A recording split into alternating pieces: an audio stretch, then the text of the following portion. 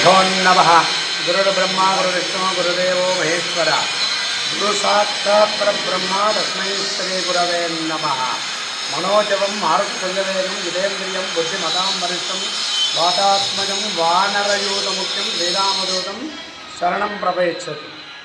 ఈ దేవాలయం ఇది ఈ దేవాలయము శిథిలావస్థ స్థితిలో ఉండడం వల్ల దీన్ని పునర్నిర్మాణ కార్యక్రమాన్ని చేయడం జరుగుతుంది।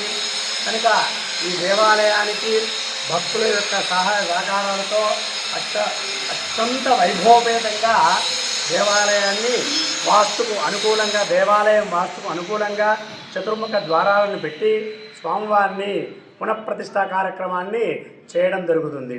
ఈ ప్రతిష్టా కార్యక్రమంలో భక్తులు తమ వంతు సహాయనిధిగా ధన వస్తు సేవా రూపేణ సహాయ సహకారాలు అందించి స్వామివారి యొక్క ఆశీస్సులు పొందవలసిందిగా మనవి చేస్తున్నాము।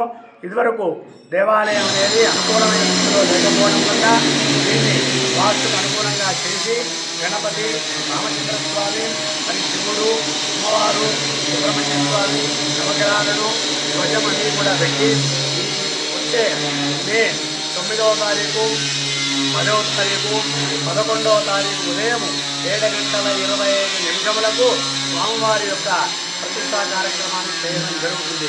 ఈ ప్రతిష్టా కార్యక్రమానికి ముఖ్య అతిథులుగా స్వామివారి ఇటీవల మాధవానంద స్వామి వారు చేయడం జరుగుతుంది।